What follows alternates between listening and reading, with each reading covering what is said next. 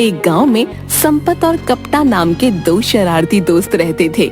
वो दोनों कोई काम धंधा न करके सारा दिन गांव में आवारागर्दी करते रहते थे।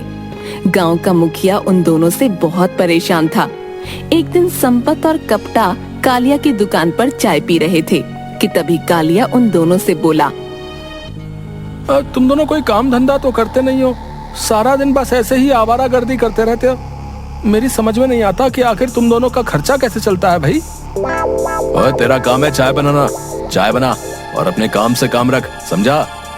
संपत सही कह रहा कालिया, आखिर तू हमसे ये सब क्यों पूछ रहा है? हमने तो तेरी चाय भी उधार नहीं पी, रोज तेरे मुंह पे पैसे मार के जाते हैं। अरे नहीं भैया, ऐसी कोई बात नहीं, तुम दोनों तो बेवजह नाराज हो गए, मैं तो बस ऐसे ही पूछ रहा था। ओए, तेरी हिम्मत भी कैसे हुई पूछने की? अबे, क्या हमने कभी तुझसे पूछा है कि जिस दिन तेरी बिक्री नहीं होती उस दिन तेरे घर पर शाम को चूल्हा कैसे जलता है? मेरा तो चाय का धंधा है संपत भैया, और चाय तो हर आदमी पीता ही पीता है, मेरी तो रोज बिक्री होती है। हमें सब पता है कि तू ये सब बातें हमसे क्यों पूछ रहा है। हाँ, मैं तुझे आखिरी चेतावनी देता हूँ कालिया, अगर तूने हम दोनों से जरूरत से ज्यादा सवाल करने की कोशिश की तो किसी दिन तुझे तेरी चाय की दुकान के साथ तोड़ फोड़ कर सड़क पर फेंक देंगे। हाँ, किसे दुकान के साथ तोड़कर फेंक देगा कपटा? आप ही बताओ मुखिया जी, हैं? ये हमसे पूछ रहा है कि हम दोनों कुछ काम धंधा तो करते नहीं है, फिर भी हमारा खर्चा कैसे चलता है? भला इसकी हिम्मत कैसे हुई ये सवाल पूछने की? तो उसने गलत क्या पूछा है, बिल्कुल सही पूछा है। तुम दोनों दिन भर निठल्ले आवाराओं की तरह पूरे गांव में मटर गश्ती करते रहते हो, हैं? लड़कियां छेड़ने के अलावा तुम्हारे पास और कोई काम नहीं है, लेकिन कपड़े और जूते तुम सब ब्रांडेड पहनते हो भैया। अरे हमारा शहर में कपड़े का काम चलता है, कभी शहर की शक्ल भी देखी है तूने कपटा? हैं? मुझे सब पता है कि तेरा और संपत का खर्चा कैसे चलता है। बस एक बात मेरी गांठ बांध कर रख लेना, 5 दिन बाद 15 अगस्त है, मैं बस 15 अगस्त तक ही चुप बैठा हूँ, उसके बाद मैं तुम दोनों की खबर लूंगा, और खास तौर से कपटा तेरी, मेरी आंखों से कुछ भी छुपा हुआ नहीं है।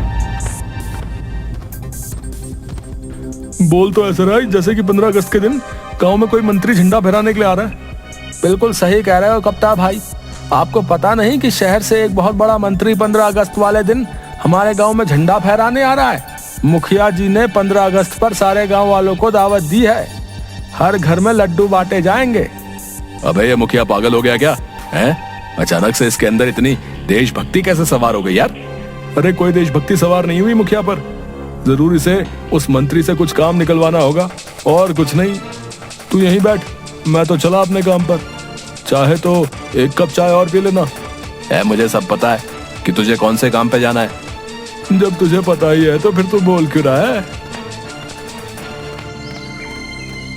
देख कप्टा, मुखिया की बातों से मुझे ऐसा लग रहा है कि जैसे उसे तुझ पर शक हो गया है कि तेरा और उसकी बेटी बिंदिया का चक्कर चल रहा है। अरे बिंदिया मुझसे प्यार करती है, एक ना एक दिन तो ये बात मुखिया को पता लगनी ही थी, तो इसमें इतनी परेशानी की क्या बात है? अरे बेवकूफ, बिंदिया तुझे रोज रोज मुखिया की तिजोरी से निकाल कर पैसे जो देती है, उसके बारे में अगर कहीं मुखिया को भनक लग गई तो मुखिया हम दोनों को बहुत पीटेगा, और हमारा तो इस गांव में कोई हिमायती भी नहीं है, सभी लोग हम दोनों से जलते हैं। तू समझता क्यों नहीं मेरी बात को?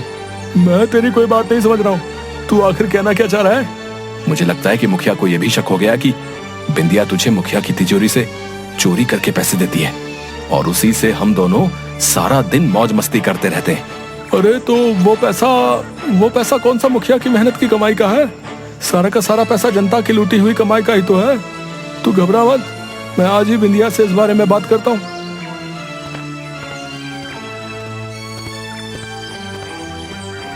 मैं यहाँ पर कितनी देर से तुम्हारा इंतजार कर रही हूँ, मगर तुम्हें तो कालिया की दुकान से चाय पीने से ही फुर्सत कहाँ। नाराज मत हो बिंदिया, तुम्हें पता भी है कालिया की दुकान पर तुम्हारे पिताजी आकर मुझे धमकाने लगे। क्या मतलब?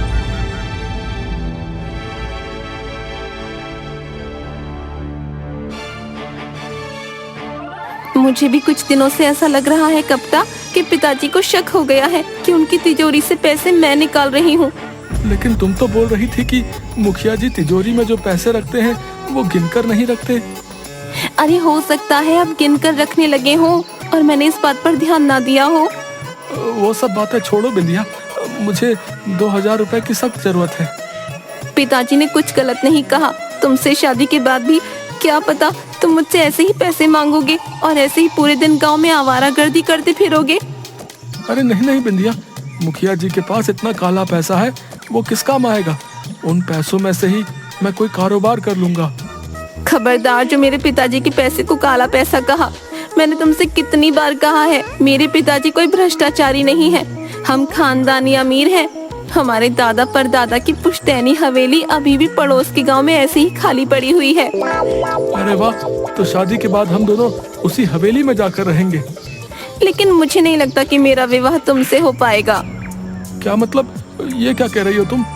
मैंने कल पिताजी को फोन पर बातें करते सुना था। वो बोल रहे थे कि 15 अगस्त के दिन कोई मंत्री झंडा फहराने के लिए हमारे गांव में आने वाला है। अरे वो तो मुझे भी पता है।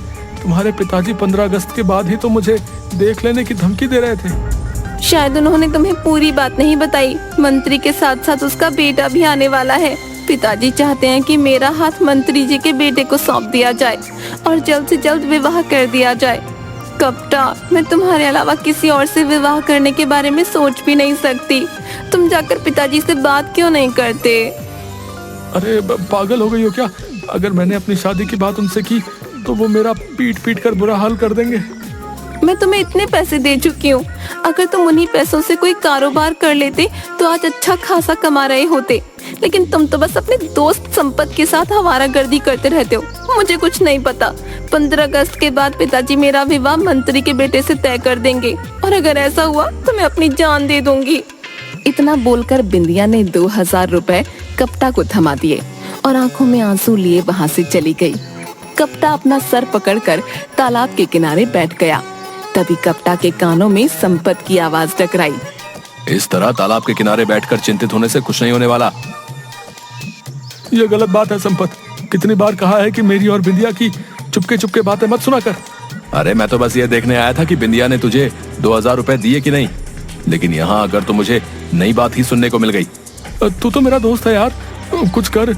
अगर बिंदिया की शादी कहीं और हो गई तो वो मेरे बिना जीवित नहीं रह पाएगी और मैं भी। अरे अरे अरे, अपने घड़ियाली आंसू बहाना बंद कर बे। मैं तुझे अच्छी तरह से जानता हूँ। तुझे तो सिर्फ इस बात की चिंता है कि अगर बिंदिया का विवाह किसी और से हो गया तो फिर तुझे जेब का खर्चा कौन देगा। संपत, मैं वाकई बिंदिया से प्यार करता हूँ यार, और तू मेरी मदद करने के बजाय मुझे ही उल्टा सीधा बोल रहा है। चिंता मत कर, मेरे पास एक उपाय है। कैसा उपाय?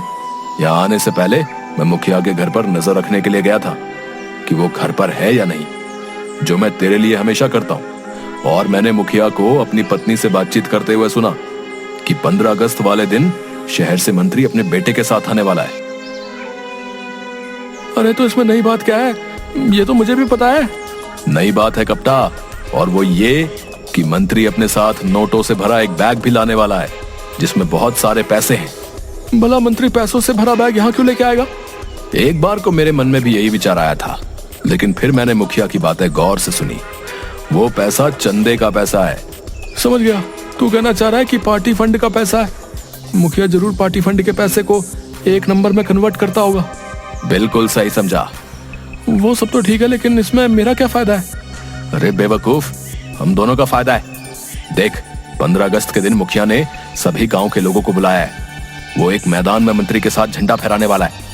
गांव के सभी लोग उस मैदान में मौजूद होंगे और वो मंत्री और उसका बेटा भी। बस उसी मौके का फायदा उठाकर हम दोनों चुपके से मुखिया के घर से नोटों भरा बैग चुरा लेंगे। कुछ पैसे उसमें से मैं रख लूंगा, बाकी सारे पैसे तू रख लेना, और उसके बाद बड़ी शान से तू उसकी बेटी का हाथ मांग लेना। बात तो तेरी सही है, लेकिन अगर कहीं पकड़े गए तो? अरे पकड़ेगा कौन हमें, हैं? और वैसे भी मुझे पूरा यकीन है वो सारा पैसा ब्लैक मनी ही होगा। और बढ़िया बात तो यह है कि वो मंत्री पुलिस में इसकी रिपोर्ट तक दर्ज नहीं कराएगा।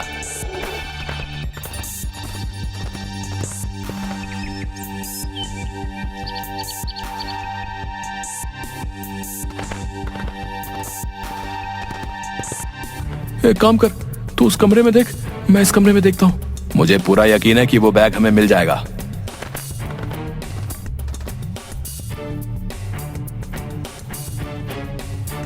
कपटा इधर आ, मुझे बैग मिल गया।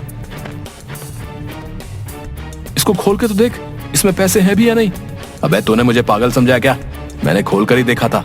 ये देख पैसे। अब इसे उठाने में जल्दी से मेरी मदद कर। तुझसे एक बैग नहीं उठाया जा रहा? पता नहीं यार, इसमें वजन बहुत ज्यादा है। लगता है बहुत सारे पैसे हैं इसमें। हम दोनों की तो निकल पड़ी।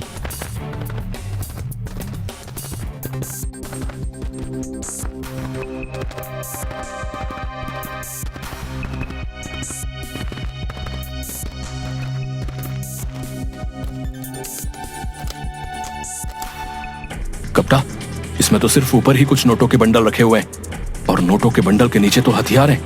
हाँ यार, अब क्या करें? ये हथियार तो विदेशी मालूम होते हैं, बहुत महंगे। एक काम करते हैं, इन हथियारों को बेच देते हैं। हमें तो बस पैसे से मतलब है ना। नहीं संपत, ये गलत है। हम दोनों भले ही आवारा हों, लेकिन गद्दार नहीं। ये हथियार जान लेने के अलावा कुछ भी नहीं करते। कुछ पैसों के लालच में अगर हम इन हथियारों को बेच देंगे तो इन हथियारों से न जाने कितने मासूम और बेगुनाह मारे जाएंगे। उसके जिम्मेदार भी तो हम ही होंगे ना। तेरी बात सही है यार, मुझे माफ कर दे। एक पल को मैं लालच में आ गया था, लेकिन अब क्या करें? एक काम करते हैं, हमें पुलिस के पास जाना चाहिए। पागल हो गया क्या है? अरे जरा सोच, कहीं मुखिया भी उस मंत्री के साथ अगर मिला हुआ होगा तो क्या होगा? अबे बेवकूफ, मुखिया भी पकड़ा जाएगा, और जब मुखिया पकड़ा जाएगा तो फिर बिंदिया की माँ बिंदिया का विवाह तुझसे नहीं करेगी। ठीक है, अगर ऐसी ही बात है तो फिर मैं सारा जीवन शादी ही नहीं करूंगा। हाँ। अबे तेरा दिमाग फिर गया क्या? ये अचानक तेरे अंदर इतनी देशभक्ति कैसे सवार हो गई? वो सब बातें छोड़ और इस बैग को लेकर पुलिस के पास चल।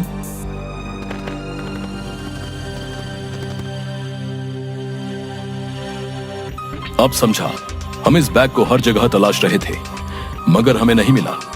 आज के दिन हमें सूचना मिली थी कि कुछ असामाजिक तत्व दंगे कराने की फिराक में हैं। इसका मतलब मुखिया और मंत्री इस काले कारनामे में शामिल हैं। चलो तुम दोनों मेरे साथ। संपत और कपटा, तुम दोनों यहाँ पर क्या कर रहे हो? पहले ये बताओ, ये बैग किसका है? ये बैग तो मंत्री जी का है। मंत्री जी ने मुझे बताया था कि इस बैग में पार्टी फंड के पैसे रखे हुए हैं।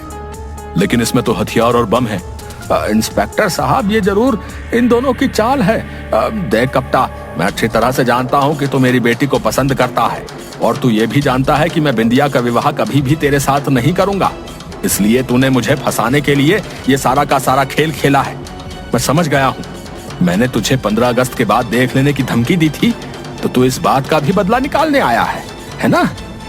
इनके पास ये हथियार कहाँ से आए?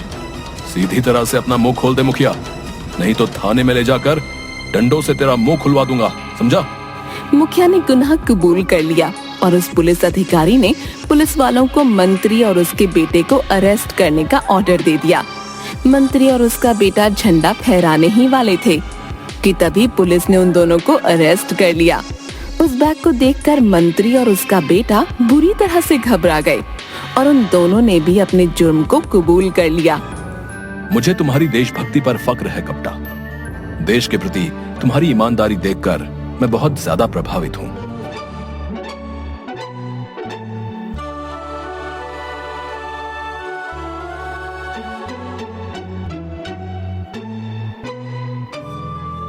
मुझे माफ कर दो माँ, मैं देश के लिए अपने प्यार को भी कुर्बान कर सकता हूँ।